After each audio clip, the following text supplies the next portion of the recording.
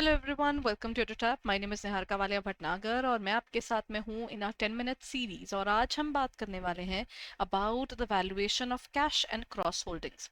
अच्छा, before I proceed further everyone, ये वाला जो टॉपिक है वैल्यूएशन वाला ना, चैप्टर नंबर 16 के अंदर आता है। और चैप्टर नंबर 16 में हमारे पास कई ऐसे टॉपिक्स है छोटे छोटे जो पेपर में पूछे जाते हैं। तो उनमें से एक टॉपिक है, this has never come in the examination yet, but yes that makes it unpredictable in the examination again. तो ये एक इंपॉर्टेंट एरिया हो जाता है, जो अननोन भी है वो कवर जरूर करके चले, ताकि ना आपको पेपर में कोई प्रॉब्लम ना आए, क्योंकि पेपर में अब ये इन डिटेल पूछ रहे हैं। सेकेंड पॉइंट, अगर आप प्रिपरेशन करते हुए आपको ये लग रहा है कि आपको प्रीवियस ईयर क्वेश्चंस देखने हैं, तो सिर्फ एक काम कीजिएगा, to review the previous year questions all you need to do is, description में एक लिंक गिवन है, उस लिंक पर जाएं और वो लिंक आपको ले जाएगा हमारी वेबसाइट पर। हमारी वेबसाइट से आप प्रीवियस ईयर क्वेश्चंस यानी रिकलेक्टेड क्वेश्चंस को डाउनलोड कर सकते हैं। उससे आपको आइडिया हो जाएगा पेपर में किस तरह के क्वेश्चंस आए हुए थे, नो ऑप्शन क्वेश्चन क्या होते हैं, किस तरह का पेपर का फॉर्मेट रहता है और आपको कैसे पढ़ना चाहिए। वो सारी बेसिक चीज़ों के लिए आपको ये चीज़ प्रिपेयर करती है, तो प्लीज़ उसको डेफिनेटली गो थ्रू कीजिएगा। So let's continue further. अच्छा, जब हम वैल्यूएशन की बात करते हैं तो वैल्यूएशन किस तरह से होती है।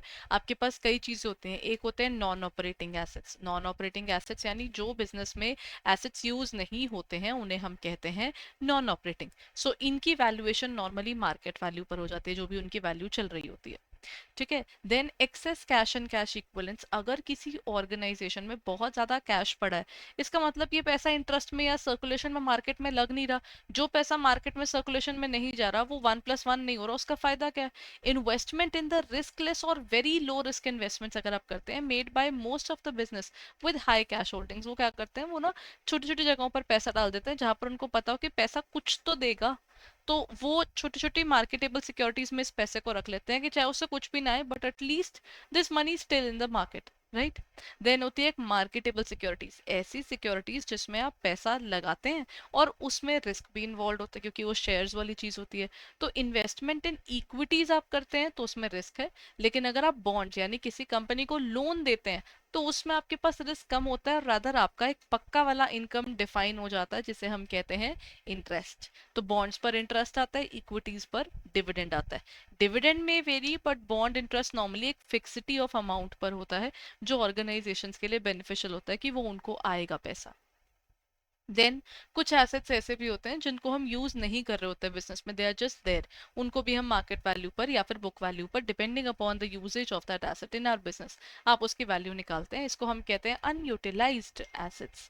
Last but not the least is loans and receivables. आपको किसी से पैसा आना है या आपने किसी को पैसा देना है, यहाँ पर क्या होता है, assets that do not generate value but have value, like undeveloped land holdings. अच्छा, ये ना हमारे पास में ये जो चीज़ है, ये इसके साथ का है अनयूटिलाइज में, जिनकी हमारे पास ना कोई अभी यूटिलाइजेशन नहीं है, बट हो सकता है अपने पास पड़ा है क्योंकि हमने एक्स्ट्रा रखा हुआ है, तो वो आपका अनयूटिलाइज्ड एसेट्स के अंडर आता है।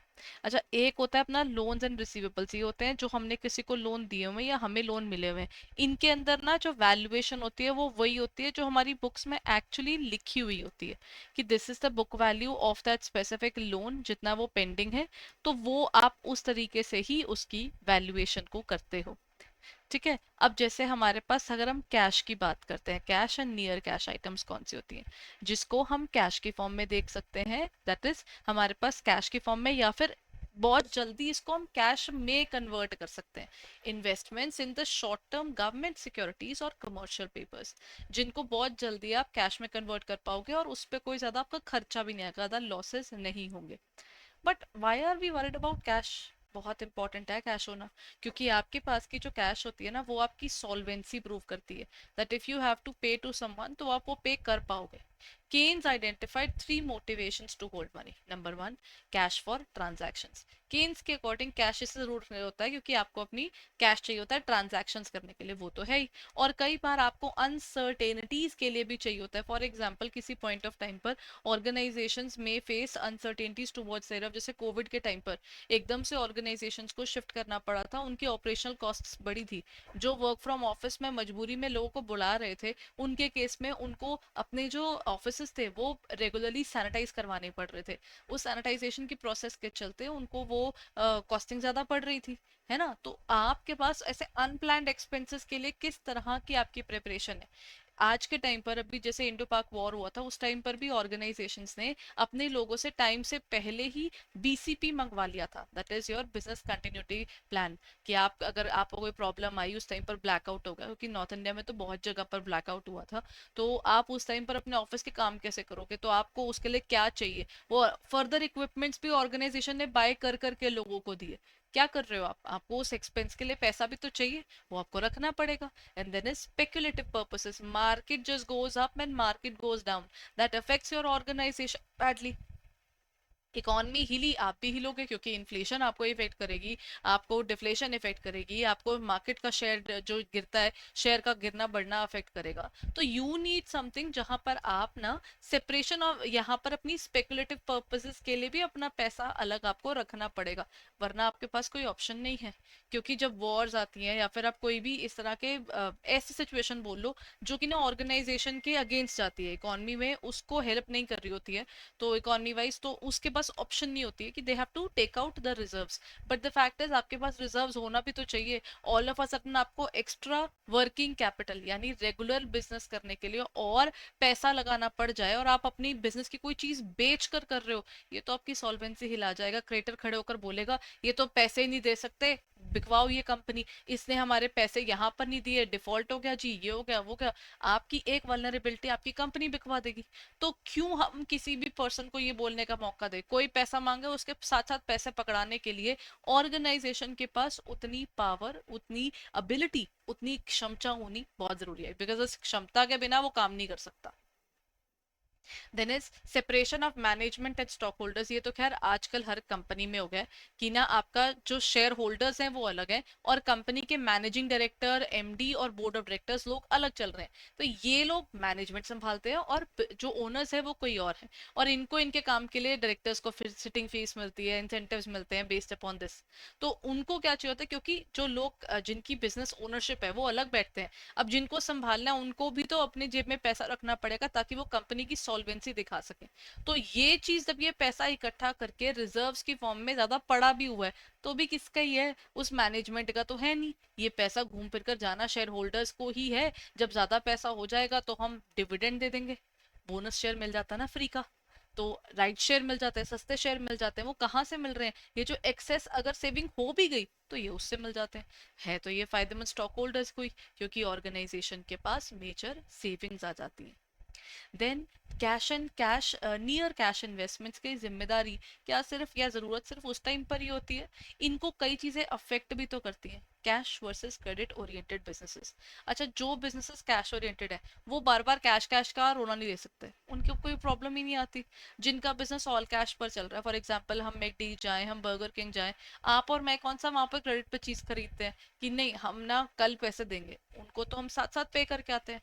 यानी ऐसी कंपनी के पास में कैश रेवेन्यू तो साथ साथ जनरेट हो रहा है, लेकिन फिर भी पता है ये लोग कैसे पे करते होंगे, ये बहुत सी ऑर्गेनाइजेशन सप्लायर्स को तो कट्ठा कट्ठा पे करते हैं। तो इसका मतलब इनके पास में कैश की सॉल्वेंसी का तो कोई इशू ही नहीं होता, जब तक इनका रेवेन्यू नहीं गिर रहा तब तक इनकी जेब में हमेशा पैसा है कि ये इकट्ठा सप्लायर को पे कर सकते हैं। प्रॉब्लम कैसी ऑर्गेनाइजेशंस को आती है, सोचिए, ग्रोसरी स्टोर्स को। जो छोटे छोटे ग्रोसरी स्टोर्स हैं जहां पर लोग बाय करते हैं, they pay them at the end of the month, खाता जिसको बोल देते हैं कि हाँ जी हमने तो खाता खुलाया हुआ है कि मंथ एंड पर हम इकट्ठा सारा पे कराते हैं। People do this, this is your credit oriented businesses. इनको तो अपने पास में कैश होना बहुत जरूरी है, क्योंकि जब तक हमारे कस्टमर पैसा दे के जाएंगे उससे पहले पहले तो हमको अपने सप्लायर को भी पे करना होता है। किसी टाइम सप्लायर बिगड़ गया, उसने बोला कि मेरे को अभी पैसे चाहिए, तो हाउ विल आई मैनेज। तो these people who have these businesses जहां पर ना उनके छोटे बोल लीजिए या बड़े ट्रांजैक्शंस जिनमें क्रेडिट की ट्रांजैक्शंस ज्यादा होती हैं, those organisations get badly affected with this. ठीक है। Then is small versus large transactions. Companies that produce their revenues through smaller transactions, उनको डिमांड कैश की प्रॉब्लम आती है, बिकॉज उनके पास जो छोटी छोटी ट्रांजैक्शंस करते हैं उनके पास कैश आता रहता है, बना रहता है। बड़ी ट्रांजैक्शन वालों को पैसे का इंतजार होता है कि ओके मुझे इस मेजर क्लाइंट से इतने करोड़ आने हैं, that makes the particular working definitely more cumbersome and stuck with that specific area कि उनके पास पैसा आएगा तो वो मेरे को देंगे, because this is your working capital cycle. Next is your banking system. Need for cash will reduce as technological advancement in the banking industry makes cashless or digital payments. अच्छा, ये वाली चीज बैंकिंग सिस्टम में तो हुई है, वहां पर अब कैश के यूटिलाइजेशन और उसकी नीड डेफिनेटली कम होती जाएगी अगर हम लोग कैशलेस ट्रांजैक्शंस पर ज्यादा जाए, चेक पर ज्यादा जाए, जीपे पर ज्यादा जाए, तो डिजिटल पेमेंट से डेफिनेटली इस पर्टिकुलर सिनेरियो में तो फर्क आएगा. चलिए, this is it for the day everyone. This was regarding the cash and cash equivalence के बेस पर जो हमारा पूरा वर्किंग था. I am sorry. If you are preparing for CIIB and आपको लगता है कि आप हमारे कोर्सेज को देखना चाहते हैं, तो आपको क्या करना है, just go on to our website and there you will find it everyone.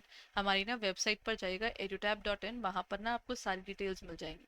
आप ना सिर्फ उसमें CIIB पे जैसे यहाँ पर कोर्सेज में जाकर स्क्रॉल करना, और स्क्रॉल करके आपको ना यहाँ पर हमारे पूरे कोर्सेज मिल जाएंगे. So you can take up our super crash course जिसमें सारे सब्जेक्ट्स अभी आपको अवेलेबल हैं.